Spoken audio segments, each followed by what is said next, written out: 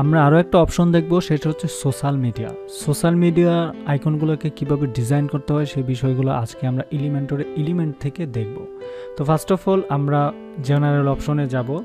জেনারেলে যাওয়ার পর আমরা লেফটে দেখব এরকম সোশ্যাল আইকন, জাস্ট এটা ক্লিক করে ছাড়ব। এখানে আমরা অনেক ধরনের সোশ্যাল আইকন আনতে পারি। প্লাসে ক্লিক করে আমরা এখানে যদি যাই, বাই ডিফল্ট এরকম 3টা আসবে।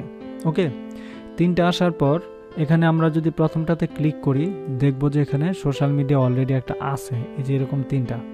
সো এগুলোকে আমরা চেঞ্জ করতে পারি অথবা নতুনভাবে আমরা নিতে পারি। নতুনভাবে যদি আমরা নেই, অ্যাড নিউতে ক্লিক করে আমরা এখানে আইকনের অপশনটাতে যাব। যাওয়ার পরে এখানে অসংখ্য ধরনের আইকন আছে, আমরা জাস্ট সার্চ করব কি লিখতে চাই। যেমন তোমার ইনস্টাগ্রাম যদি লিখতে চাই, ইনস্টা লিখব, সাথে সাথে চলে আসবে। ইনস্টাতে ক্লিক করব, চলে আসছে। ওয়াও, ডান। তারপরে আমরা এখানে প্রত্যেকটাতেই লিঙ্ক বসাইতে পারি। এখানে দেখো হোভার করলে কিন্তু লিঙ্ক হয় না, বাট আমরা লিঙ্ক বসাইতে পারি। ওকে, সো আমরা এখানে লিঙ্ক বসাইতে পারি। আপাতত লিঙ্ক বসানোর দরকার নাই। দেন এই সোশ্যাল মিডিয়া আইকনগুলো গেল। আইকন যাওয়ার পর দেখো এখানে এই মিডিয়ার শেপগুলো আমরা যদি একটু দেখি, শেপগুলো একটু তোমার হালকা শেপ রাউন্ডেড আছে, রাইট? সো আমরা এই শেপগুলোকে চেঞ্জ করে স্কোয়ার করে দিতে পারি। দেখো স্কোয়ারে চলে আসলো। এবং তোমার কি বলে এগুলাকে, আমরা এটাকে কলামটাকে বা স্কোয়ারের পরে দেখো সার্কেল একদম বৃত্ত আকারে দিয়ে দিতে পারি। বাট স্কোয়ার সার্কেল এরকম কিছুই আমরা আপাতত রাখবো না, আমরা ডিজাইন একটা নতুনভাবে শিখব। সো এর আগে আমরা এটা দেখব কয়টা কলামে আছে। এখানে 4টা কলাম। যদিও তোমার মনে হচ্ছে এখানে তো আমি জাস্ট একটা কলাম নিয়েছি, তাহলে 4টা কলাম কিভাবে হয় এটা একটু পরে বলছি। এর আগে অ্যালাইনমেন্টগুলো আমরা দেখি। দেখো সেলফ অ্যালাইনমেন্ট কিন্তু কোথাও যাচ্ছে না। কেন যাচ্ছে না জানো? এটা অবশ্যই কন্টেনারের ভিতরে নিয়েছি। সো কন্টেনারের ভিতরে থাকলে এরকমটা হবে না, আমরা পরের ধাপে দেখব। সো আগে আমরা কলামটাকে যদি 1-এ সাজাই, দেখো উপরে নিচের থেকে এটা চলে আসছে, রাইট? দেন যদি 2টা কলামে দেই, দেখো 2টা কলামে আসছে। 3টা কলামে দিলে 3টা, 4টাতে দিলে 4টা কলামে সাজবে। বাট বাই ডিফল্ট হচ্ছে অটো, যে কলামে থাকার দরকার সেই কলামেই থাকবে। অলরাইট, এখন আমাদের কাজটা হচ্ছে কি, আমরা এই কালারগুলোকে আউট করে দিয়ে আমরা ভিতরে যে এফ কালার, টুইটারের কালার, এই কালারগুলোকে ব্ল্যাক করব, ব্যাকগ্রাউন্ডের কালারগুলোকে তুলে দিব, দরকার নাই আমাদের। ওইটাকে বলে হচ্ছে তোমার ম্যানুয়ালি ডিজাইন। সো এর জন্য আমরা স্টাইলে চলে যাব। স্টাইল থেকে দেখব আমরা কালারের বরাবর অফিসিয়াল কালার আছে, আমরা এখানে কাস্টম কালার করে দিব। সো কাস্টম কালার করার আগে আমরা একটু জিনিসটা জেনে নেই। এই আইকনগুলোকে ছোট বড় করার একটা অপশনস রয়েছে। ওকে, ছোট বড় করা একটা অপশনস রয়েছে, প্যাডিং করা অপশন রয়েছে। প্যাডিংগুলো বুঝতে পারতাছো?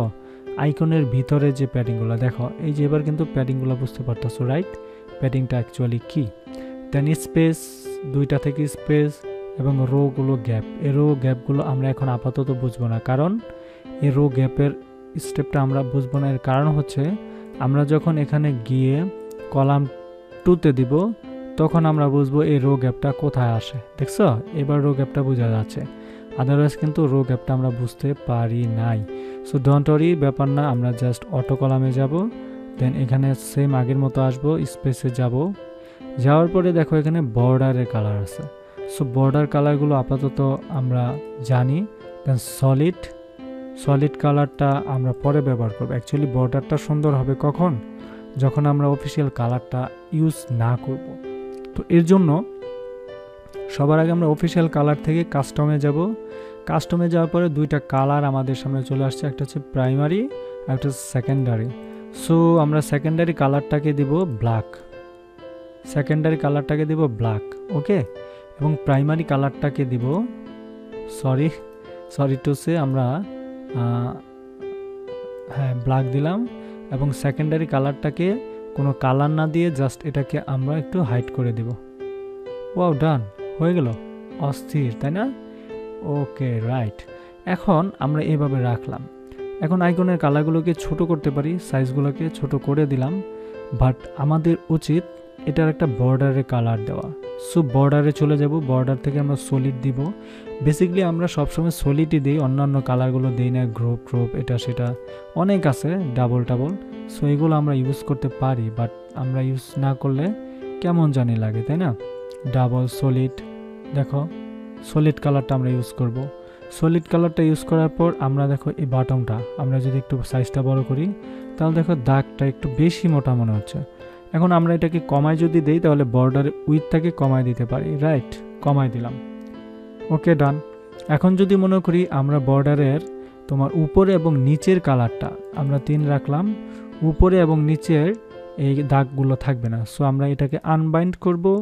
রাইট যদি আমরা বটম দেই 0, বটমে নাই, এবং টপে দেই 0, দেখব টপে নাই। অলরাইট, আমরা যদি দেখি ঠিক কীরকম লাগতেছে, তাই না? দারুণ। সো এইভাবে আমরা দেখতে পারি, বাট আমরা চাচ্ছি সব দিকেই থাকুক 1 পয়েন্ট করে, ওকে। দেন এটাকে আমরা বর্ডার রেডিয়াস করব। বর্ডার রেডিয়াস 25 যদি করি এরকম থাকবে, যদি আমরা 50% করি তাহলে এরকম থাকবে, বাট পিক্সেল অনুসারে তো এরকম হচ্ছে। আমরা যদি পার্সেন্টেজ করে দিয়ে যদি 50 পিক্সেল দেই, ওয়াও ডান, অস্থির, একদম এরকম আসছে, তাই না? সো আমরা দেখতে পাচ্ছি হোভারের মতো একটা অপশন সেখানে কাজ করতেছে, যেটা আমরা এখানে ক্লিক করলেই দেখতে পাচ্ছি হোভারের মতো, তাই না? বাট আমরা চাচ্ছি হোভারের আরও কিছু উন্নত কাজ করুক জিনিস। তো আমরা এটাতে ক্লিক করার পর আমরা চলে যাব নিচে আসার পর দেখতেই পাচ্ছি আইকনের পরে হোভার অপশন আছে।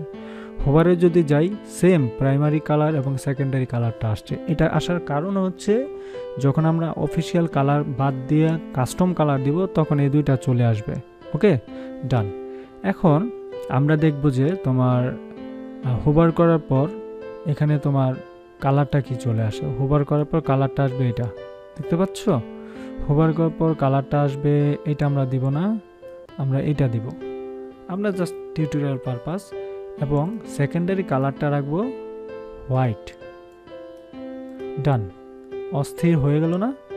এখানে দেখো ঝাপসা ঝাপসা করে ঠাস করে চলে আসছে। এই অ্যানিমেশনটা আমরা দিতে পারি, দেখছো? এখানে কিন্তু আমরা অ্যানিমেশন দিতে পারি, এখানে অনেক অ্যানিমেশন দিতে পারি, পালস অনেক টাইপ অ্যানিমেশন আমরা দিতে পারি, যেগুলো আমরা অ্যাডভান্স থেকেও করতে পারি।